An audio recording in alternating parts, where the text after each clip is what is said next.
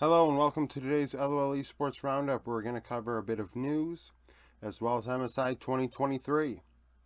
For news, Excel have announced that Peach, a Korean import that was playing in EU in ERLs this past split, will be their new jungler replacing Xerxes, who they allowed to leave a couple weeks ago. Peach had a 3.3 KDA, 5.9 CS per minute, 74% KP in EU Masters playoffs, bracket stage, all that jazz. Very good player at that level. Never could crack the LCK and stay there, but is 23 years old this year. So it's now or never in terms of, putting your foot down and becoming a player that can handle a major region slot. 367 gold per minute, 379 damage per minute. So he deals a good amount of damage. Some junglers do not deal more damage than they get in gold. And usually you say, is the gold worth it if they're not dealing damage? Depending on how you want to form your team, it could depend.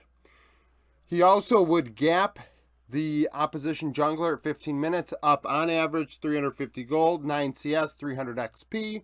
Had 4 solo kills in 21 games to play 6 champions. I do believe Peach is probably an upgrade over Xerxes, but Excel are definitely a massive question mark, given the fact that they have so many players on their team that you expect to do decent, and they simply have not thus far this year.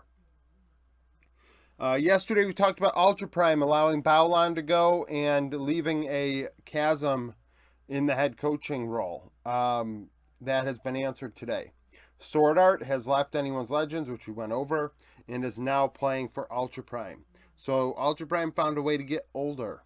They went from a guy that was retired, who isn't very old, but was retired and played one split, to a player that probably should be retired.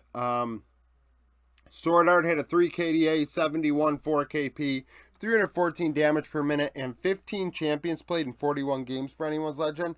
Anyone's Legend were awful. I don't know if this helps Ultra Prime at all. They have a lot of problems, and Doggo is not it. In terms of, he is not the problem. Doggo is trying his best to carry that team. Coaching, Zhao Bei is their head coach. Zhao Bei was RNG's assistant.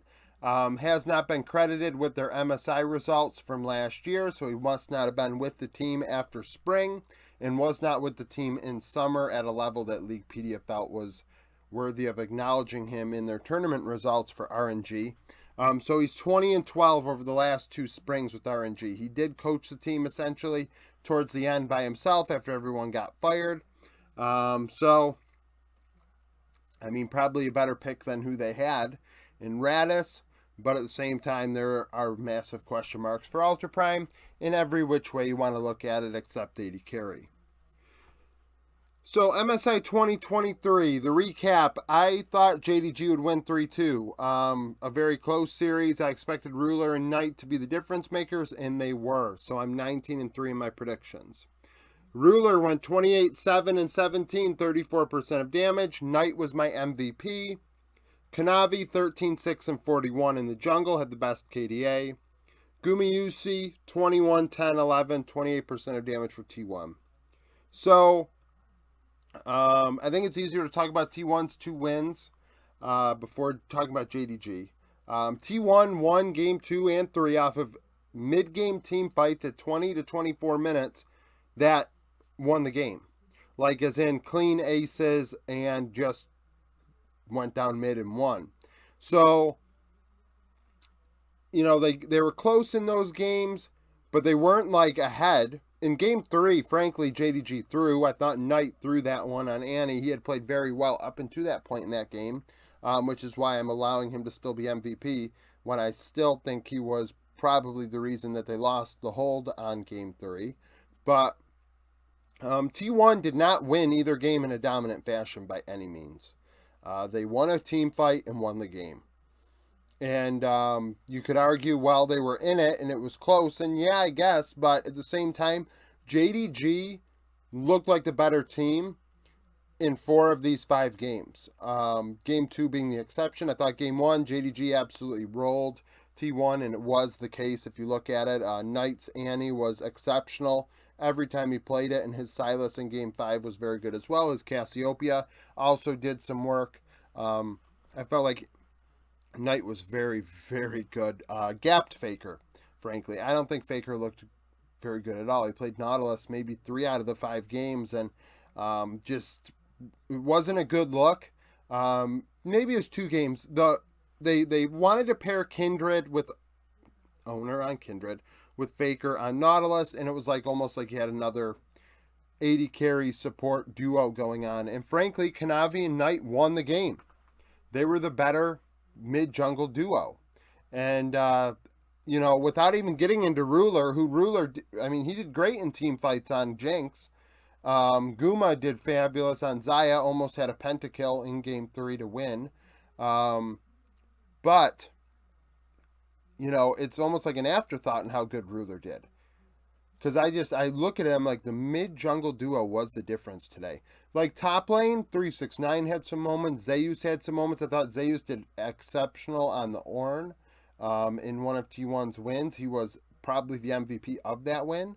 So like top lane was going back and forth. Bot lane, Guma had some moments in team fights, like I said, on the Zaya, but as well in other moments. He was able to find opportunities, maybe even on Aphelios, if I recall correctly.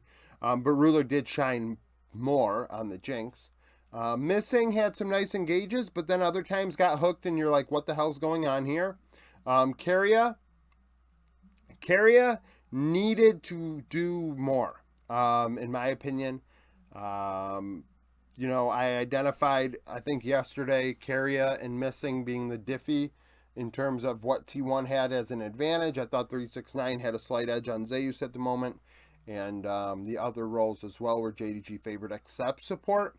And Keria just really didn't impact the game as much as Missing did.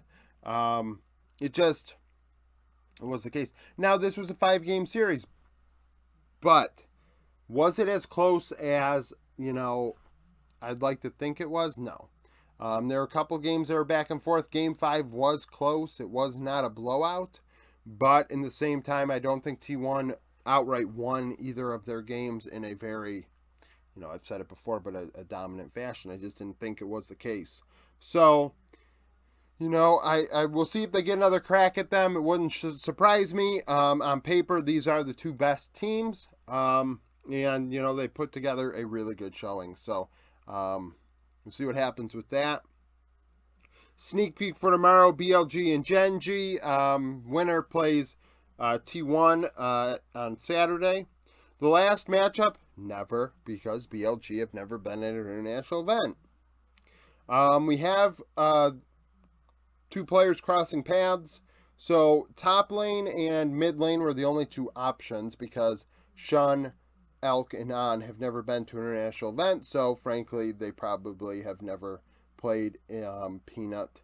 Well, actually, Shun may have played Peanut. I didn't think about looking at Peanut's little stint in the LPL. I probably should have. I just thought about it now.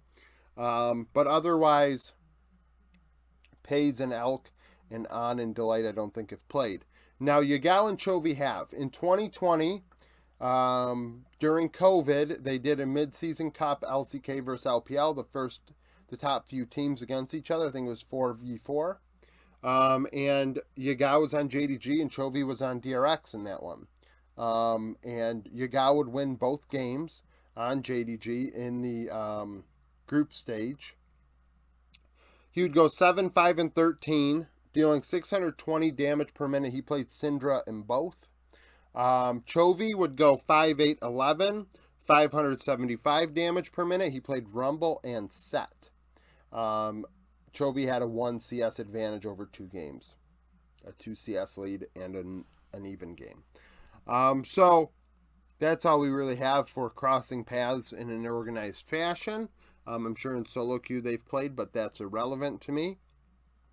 Now, comparing these 2 teams, I do think that BLG has the advantage in the top lane. I do think Bin is better than Doran. Jungle, Peanut, and Shun, I think, are two sides of a coin in terms of Peanut's a facilitator, Shun is a carry. I don't think they can do the other one's job. So, with that in mind, it will be interesting to see how the teams draft. Shun on Sejuani is useless, and Peanut on a carry is not to play either. So, we'll see how that goes. Mid lane, Chovy favored. And then bot lane, Elk versus Pays is going to be very, very interesting.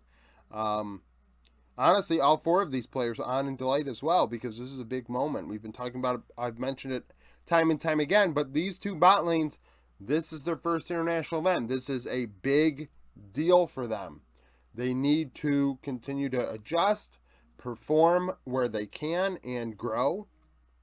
And Pays versus Elk is definitely something that I doubt we'll only see tomorrow, and we'll probably see in the future, as both have bright futures ahead of themselves in terms of careers. So it will be a fun series tomorrow.